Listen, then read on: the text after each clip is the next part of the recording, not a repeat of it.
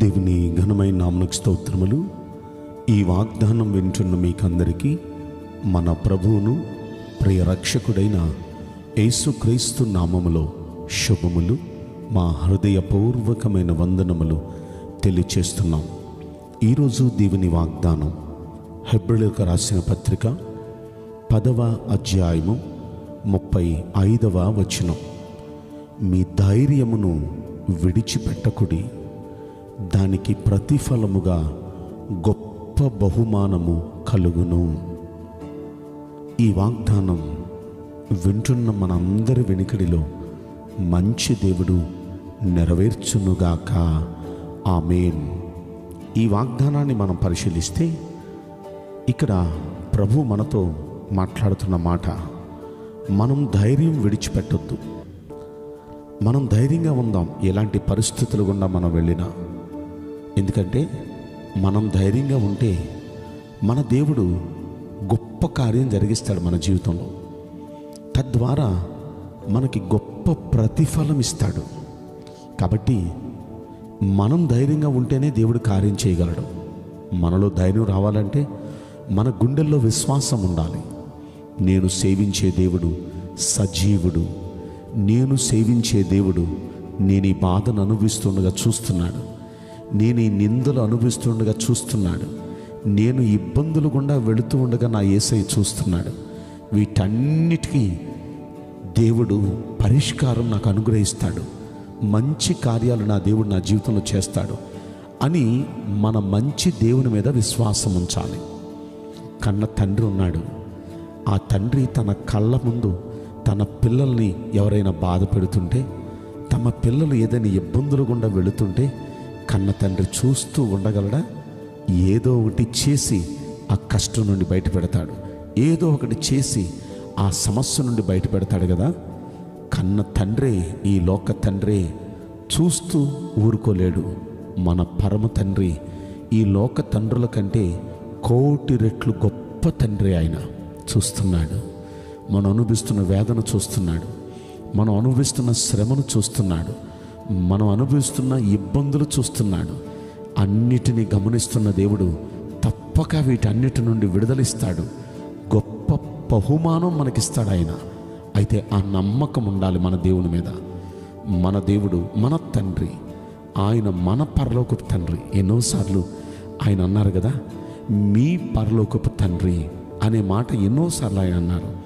మీరు పిచ్చుకలను చూడండి, ఆకాశ పక్షులను చూడండి, అవి విత్తవు, కోయవు, పంటను సమకూర్చుకొనవు, అయినను మీ పరలోకపు తండ్రి వాటిని పోషించట్లేదా?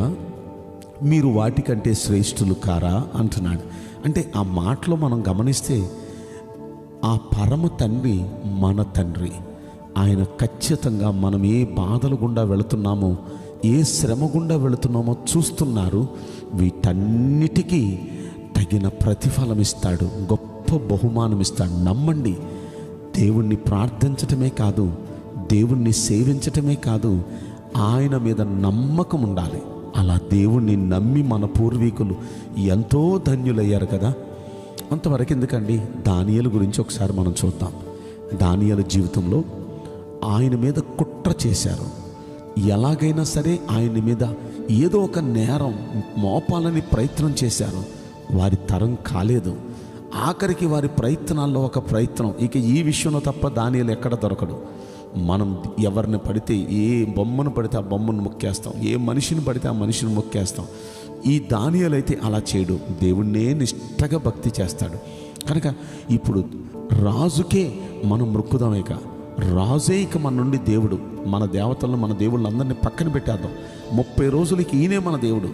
ఎవరైనా ఆయనను కాకుండా, ఆయనకు కాకుండా ఇంకే దేవుడి దగ్గరికైనా వెళ్ళి ఏ దేవుడికైనా మొర్ర పెట్టుకుంటే వాళ్ళని సింహాల గుహలో వేసేద్దాం అనే శాసనం తయారు చేసి రాజు ముందుకు తీసుకెళ్తే రాజు సంబరపడిపోయాడు. నేనంటే వీళ్ళకి ఎంత ప్రేమ, నేనంటే వీళ్ళకి ఎంత భక్తి అనుకున్నాడే కానీ ఇది దానియేలు మీద కుట్ర చేస్తున్నారన్న సంగతి పాపం రాజు గమనించలేదు. అయితే సంతకం పెట్టేశాడు, ఆనందంగా సీల్ వేసేసాడు, ప్రకటన కూడా చేసేశారు. వీళ్ళ కన్నులన్నీ దానియేలు మీదే కదా ఉన్నాయి. ఎలాగైనా దానియేలును పట్టుకోవాలి, చంపేయాలి. ఇప్పుడు నిజంగానే పొద్దున్న లేచి దానియేలు తను యథావిధిగా చేసే ప్రార్థన. ఇలాంటి శాసనం సంతకం చేయబడిందని కూడా తెలుసు దానియేలుకి. దానియేలు గ్రంథం 6వ అధ్యాయం 10వ వచనంలో మనం చూస్తాం. ఇట్టి శాసనం సంతకం చేయబడిన దానియేలు తెలుసుకున్నాను. అతడు తన ఇంటి పైగది కిటికీలు యెరూషలేము తట్టు తెరవబడి ఉండగా అతడు యథాప్రకారం ముమ్మారు దేవునికి ప్రార్థన చేస్తూ ఆయన స్తుతిస్తూ వచ్చాడు. అంటే ఈయన ఆ దేవుణ్ణి ప్రార్థించకుండా, ఆయన స్తుతించకుండా ఉండలేడు. ఆ దేవునికి తప్ప మరి ఏ వ్యక్తికి దండం పెట్టడు. ఆ దేవునికి తప్ప మరి ఎవ్వరికి తమ కష్టం చెప్పడు. ఆ దేవునికి తప్ప మరి ఎవరిని మొర్రపెట్టడు. ఆ దేవునికి ఏం మొర్రపెడుతూ ప్రార్థన చేస్తున్నాడు. దొరికిపోయాడు. ఇప్పుడు చట్టం ఇలా చెప్పింది, చట్టాన్ని మీరాడు, రాజు ముందుకు తీసుకొచ్చారు. ఈ చట్టాన్ని మీరితే సింహాల గుహలో వేసేయాలి. కుట్ర చేశారు. శ్రమలో వచ్చాడు, భయంకరమైన శ్రమ, చచ్చిపోయే పరిస్థితి. ఇప్పుడు చచ్చేంత శ్రమ. అబద్ధం ఆడలేదు. చేసావా దానియేలు? చేశానయ్యా. దీనికి పనిష్మెంట్ ఏంటో తెలుసయ్యా. కానీ నా దేవుని శాసనాన్ని నేను మీరలేనయ్యా. మీకన్నా గొప్ప నా దేవుడు. ఆ దేవునికి తప్ప ఎవ్వరికి నేను భయపడినయ్యా.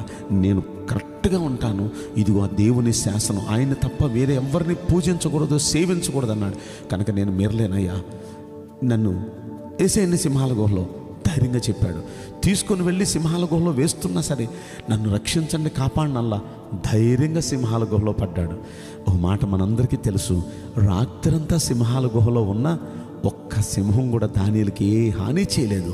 తెల్లవారుజామున రాజు చూసి ఆనందమైపోయి, అమ్మో దానియేలు, నువ్వు సేవించే దేవుడు ఎంత గొప్ప దేవుడయ్యా, నువ్వు నిత్యము సేవిస్తున్న దేవుడే నిన్ను రక్షించాడయ్యా అంటే, అయ్యా నా దేవుని దృష్టిలో నేను నిర్దోషిగా ఉన్నా, అందుకే దేవుడు నన్ను రక్షించడానికి తన దూతను పంపించాడు అంటాడు. గమనించండి ప్రియ దేవుని బిడ్డలారా.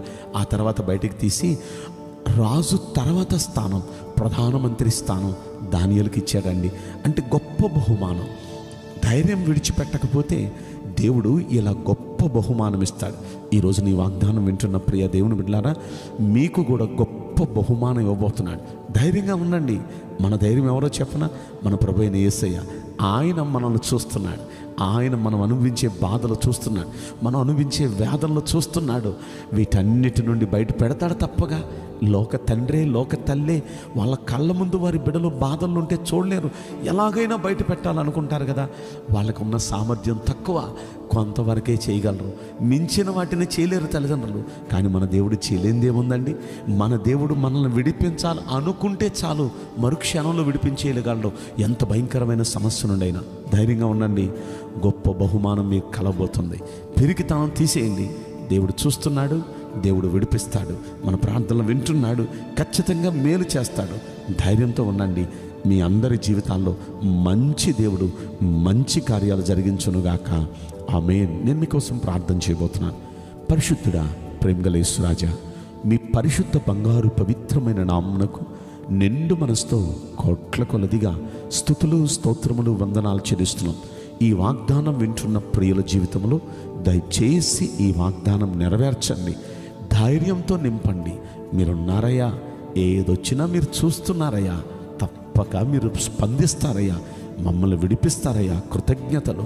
ప్రతి వ్యక్తి అలా ధైర్యంగా ఉండి మీ ద్వారా గొప్ప బహుమానం పొందినట్లుగా కృపను అనుగ్రహించమని ఈ కొద్ది మనవులు నజరుడైన యేసుక్రీస్తు ప్రశస్తమైన నామములో మిక్కిలి వినయముతో ప్రార్థించి బ్రతిమలాడి వేడుకుంటున్నాం ప్రియ పరలోకపు తండ్రి.